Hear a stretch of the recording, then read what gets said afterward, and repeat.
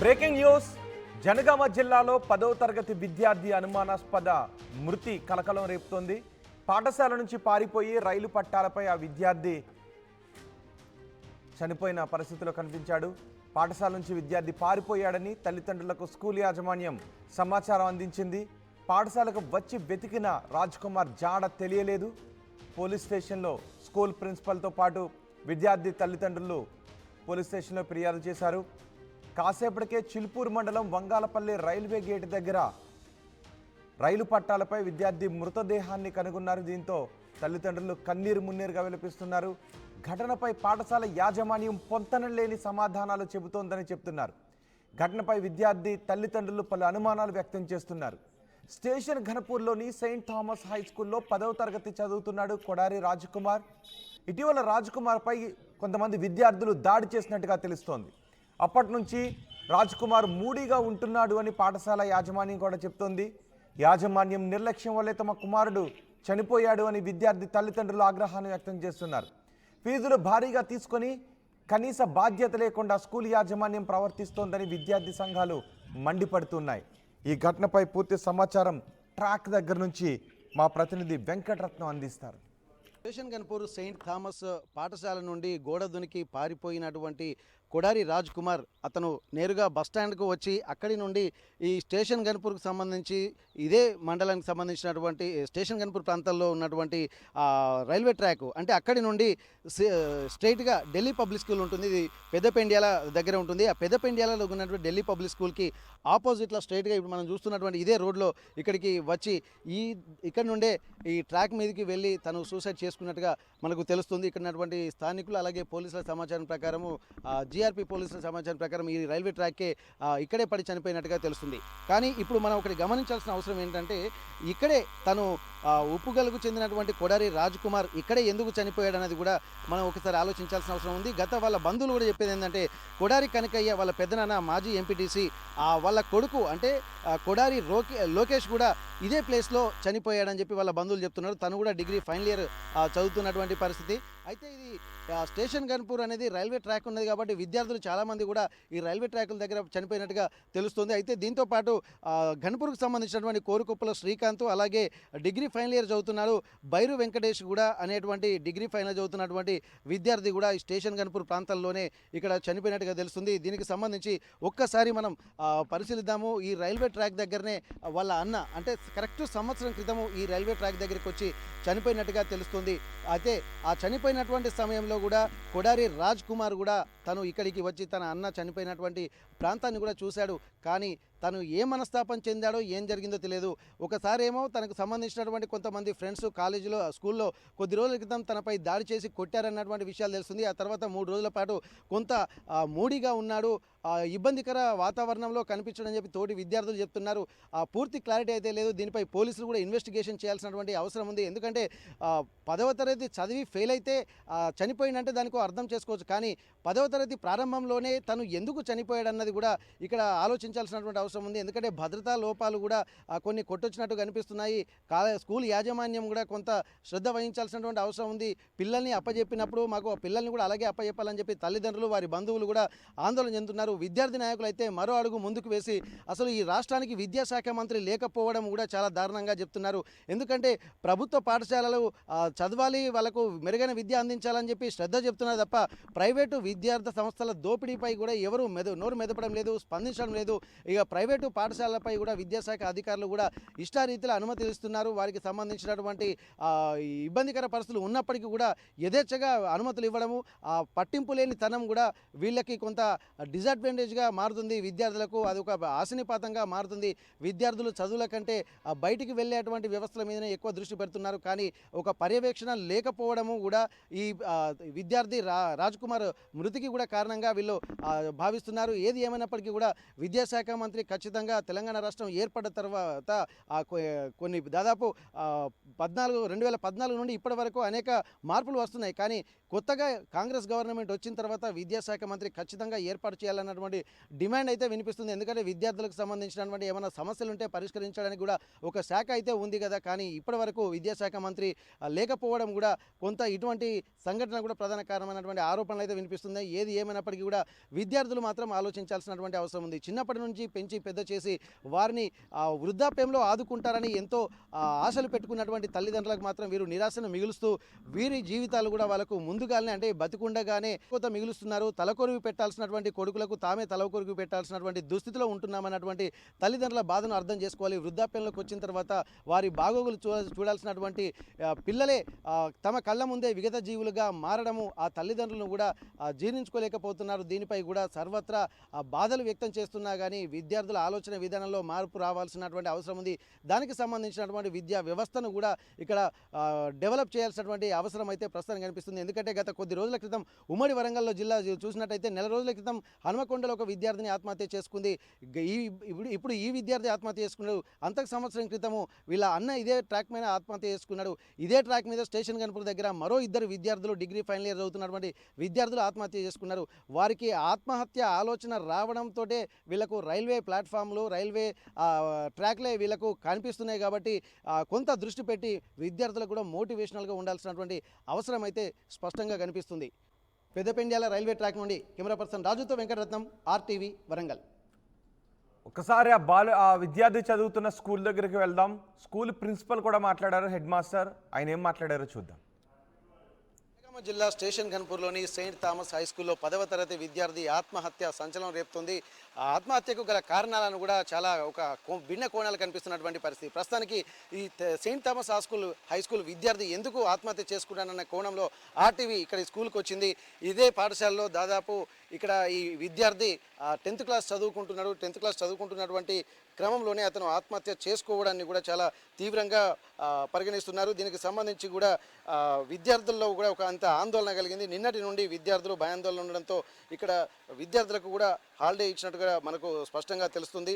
అయితే దీనికి సంబంధించి ఆత్మహత్య చేసుకోవడానికి కారణాలను కూడా అన్వేషించాల్సినటువంటి పరిస్థితి. కానీ ఇక్కడ పాఠశాలకు వస్తే ఎవరు లేకపోవడాన్ని కూడా ఇక్కడ కొంత ఆలోచించాల్సినటువంటి విషయం. ప్రస్తుతానికి సెక్యూరిటీ ఇక్కడ లేడన్నటువంటి ఒక అనుమానాలు అందరికీ చెప్తున్నాయి. ఎందుకంటే హాస్టల్లో చదువుతున్నటువంటి విద్యార్థులు ఎప్పుడు బయటికి వెళ్తారు, ఎప్పుడు ఎక్కడ ఉంటారు అన్నటువంటి కోణంలో కూడా చూడాల్సినటువంటి పరిస్థితి. కానీ ఇక్కడ పర్యవేక్షణ లోపం వల్లనే ఇదంతా జరుగుతుంది. విద్యార్థులకు ఒక భరోసా లేదు అన్నటువంటి కోణంలో కూడా ఇక్కడ ఆలోచించాల్సిన పరిస్థితి కనిపిస్తుంది.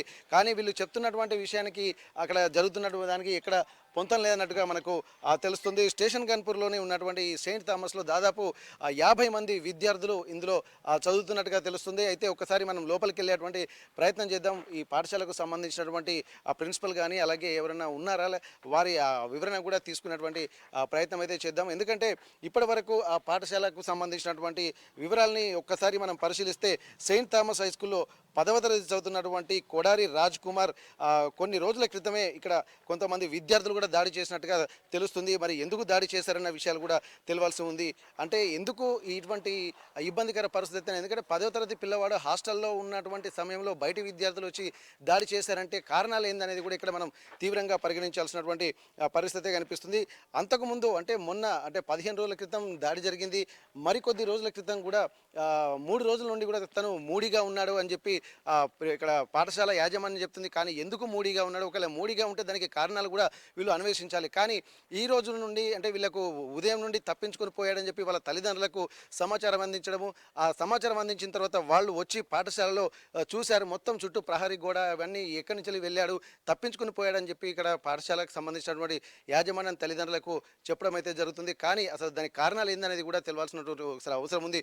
ఒకసారి అందుబాటులో ఉన్నటువంటి పాఠశాల సిబ్బందిని కానీ లేకపోతే పాఠశాల ప్రిన్సిపల్ గారిని ఒక్కసారి మనం అడిగి తెలుసుకున్నటువంటి ప్రయత్నం అయితే చేద్దాం. ఏం జరుగుతుంది అసలు, ఎందుకంటే విద్యార్థుల మానసిక స్థితి రోజు రోజు ఎలా అయిపోతుంది, పిల్లల ఎంతో భవిష్యత్తు ఉన్నటువంటి వాళ్ళు ఆత్మహత్యలు చేసుకోవడానికి కారణం ఏంటన్నటువంటి కోణంలో కూడా మనం ఆలోచించాల్సింది. ఒక్కసారి అందుబాటులో ఎవరైనా ఉన్నారో ఒకసారి మనం వెళ్ళి మాట్లాడేటువంటి ప్రయత్నం చేద్దాం. ప్రస్తుతం మనం స్టేషన్ గన్పూర్లోని సెయింట్ థామస్ హై స్కూల్లో ఉన్నాము. దీనికి సంబంధించి విద్యార్థి మిస్సింగ్ అవ్వడము అలాగే ఆత్మహత్య చేసుకోవడం వెనుక కారణాలు ఏంది, వాళ్ళకు ఉన్నటువంటి ప్రాథమిక సమాచారం ఏంది, ప్రస్తుతానికి స్కూల్ ప్రిన్సిపల్ మనతో ఉన్నారు.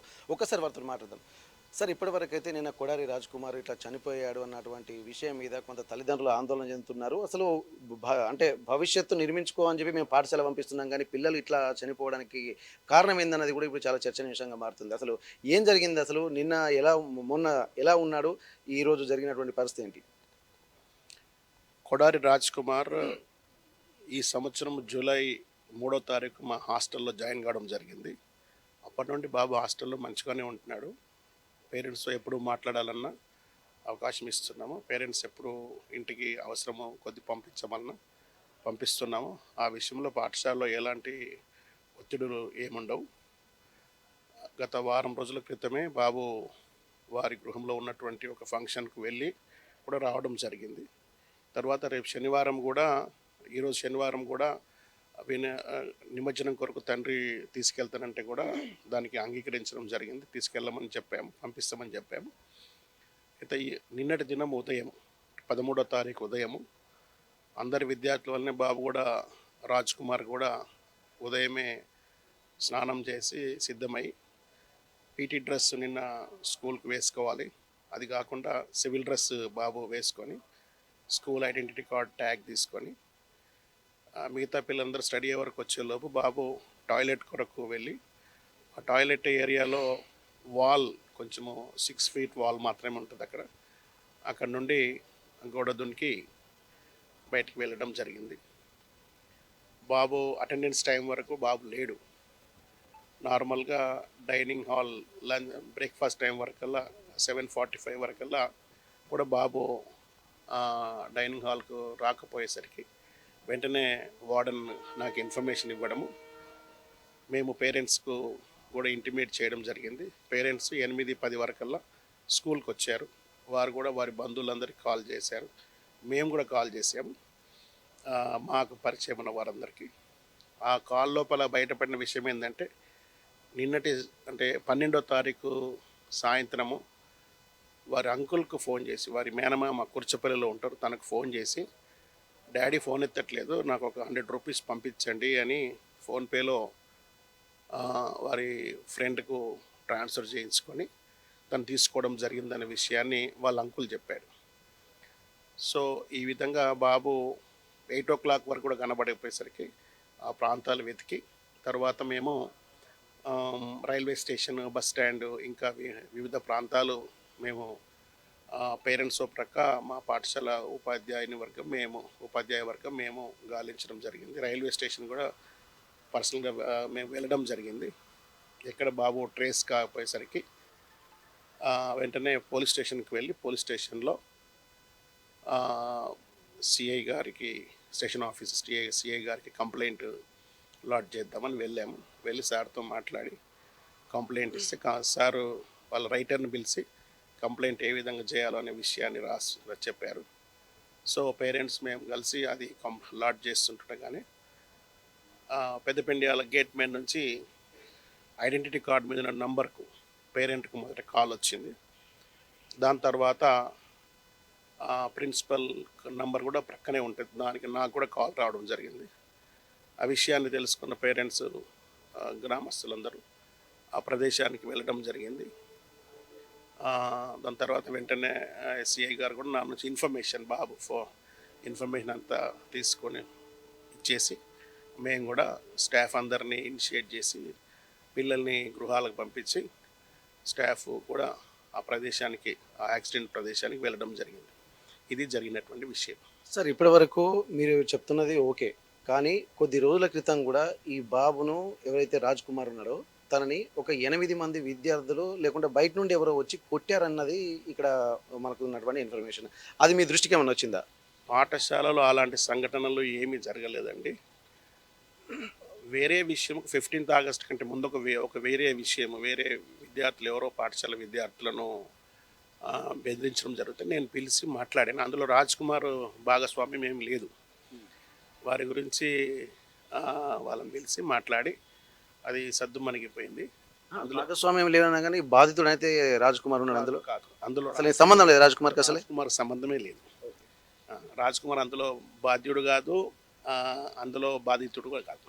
ఓకే. అయితే 3 రోజుల క్రితం చాలా మూడీగా ఉన్నాడు. వాళ్ళ నాన్న ఫోటో తీసుకొచ్చి ఇక్కడ అతికించాడు. ఎవరిదో కొత్త షర్ట్ తీసుకొని వేసుకొని వెళ్ళాడు అని చెప్పి ఏదో కొద్దిగా సెంటిమెంటల్‌గా ఫీల్ అవుతున్నాడు అన్నటువంటి విషయాలు కూడా తెలుస్తున్నాయి. అసలు ఇటువంటి మీ విద్యార్థుల్ని అంటే తన సహచర విద్యార్థుల్ని మీరు అడిగినప్పుడు వాళ్ళేమన్నా ఇటువంటి విషయాలేమన్నా వెల్లడించారా సార్?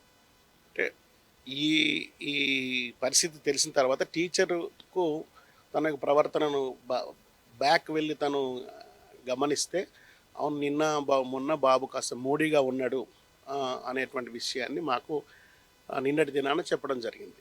నార్మల్ కూర్చో టీచర్ కూడా బాబు ముందుకు రా కూర్చో అని కూడా వార్డెన్ను సంజాయించి చెప్పడం జరిగిందనే విషయం తెలిసింది. తను తన ప్యాంటు వేసుకొని తన ఫ్రెండ్ యొక్క షర్ట్ వేసుకొని వెళ్ళాడు. ఇప్పుడు ఈ హాస్టల్‌లో మొత్తం డే స్కాలర్స్ ఎంతమంది ఉంటారు? హాస్టల్‌లో ఎంతమంది ఉంటారు సార్? మా స్కూల్ స్ట్రెంగ్త్ 1000 స్ట్రెంగ్త్ ఉంటుందండి. హాస్టల్ పిల్లలు మాత్రము కేవలము 55 మెంబర్స్ మాత్రమే ఉన్నారు. అందులో 8 మెంబర్స్ గర్ల్స్ డార్మేటరీ వేరే ఉంటుంది. 56లో 8 members girls, remaining 48 members boys, 46 members boys ఉంటారు. అంతే. ఇప్పుడు ఇందులో ఏ క్లాస్ నుండి మీ హాస్టల్ నడుస్తుంది సార్? 3rd క్లాస్ నుంచి హాస్టల్లో స్టూడెంట్స్ ఉంటారండి.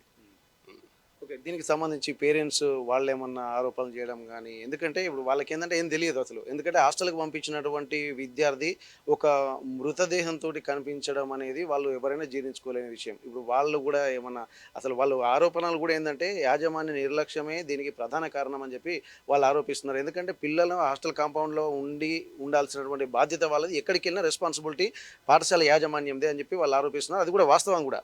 అట్లాంటప్పుడు ఇప్పుడు మీరు అన్ని ప్లేస్‌లలో సీసీ కెమెరాలు ఉన్నట్టు అంటున్నారు.